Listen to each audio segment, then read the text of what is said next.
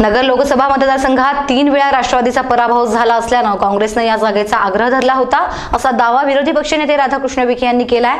शरद पवार यांनी आपल्या दिवंगत वडिलांबद्दल वक्तव्य केल्यानं वाईट वाटल्याचं सांगत विखेंनी नगरमध्ये राष्ट्रवादीच्या उमेदवाराचा प्रचार करणार नसल्याचंही जाहीर केलं। भाजपामध्ये जाण्याचा निर्णय सुजयनं माझ्याशी चर्चा करून घेतलेला नाही, तो त्याचा वैयक्तिक निर्णय होता, पण त्यांच्या विरोधातील राष्ट्रवादी काँग्रेसच्या उमेदवाराचा प्रचार मी करणार नाही असं काँग्रेसचे ज्येष्ठ नेते राधाकृष्ण विखे पाटील यांनी स्पष्ट केलं। विरोधी पक्षनेते पदाचा राजीनामा द्यायचा की नाही याचा निर्णय पक्षश्रेष्ठींशी चर्चा करून घेईन असंही विखेंनी मुंबईत पत्रकारांशी बोलताना सांगितलं। सुजय विखे यांनी लोकसभेच्या उमेदवारीसाठी भाजपमध्ये प्रवेश केल्यामुळे पक्षांतर्गत विरोधकांच्या निशाण्यावर असलेल्या राधाकृष्ण विखे पाटील यांनी पत्रकार परिषद घेऊन भूमिका स्पष्ट केली। सुजय भाजपमध्ये जाण्यास राष्ट्रवादी काँग्रेसची आडमोठी भूमिका जबाबदार असल्याचा आरोप त्यांनी अप्रत्यक्षरित्या केला।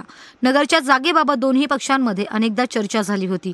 सतत पराभव झालेल्या जागांची अदलाबदल व्हावी असं आमचं म्हणणं होतं। त्या निकषावरच आम्ही नगरची जागा मागितली होती, मात्र जिल्ह्यातील दोन्ही जागा काँग्रेसकडे देण्यास राष्ट्रवादीचा विरोध होता असं विखे यांनी सांगितलं। नगर दक्षिणमध्ये राष्ट्रवादी काँग्रेसच्या उमेदवाराचा प्रचार करणार नाही असंही विखे यांनी स्पष्ट केलं। शरद पवारांनी मधल्या काळात विखे कुटुंबावर वैयक्तिक टीका टिप्पणी केली। हयात नसलेल्या वडिलांबद्दलही ते बोलले, त्यामुळे राष्ट्रवादीच्या उमेदवाराच्या प्रचाराला जाण्याचा प्रश्नच उद्भवत नाही असंही त्यांनी स्पष्ट केलं।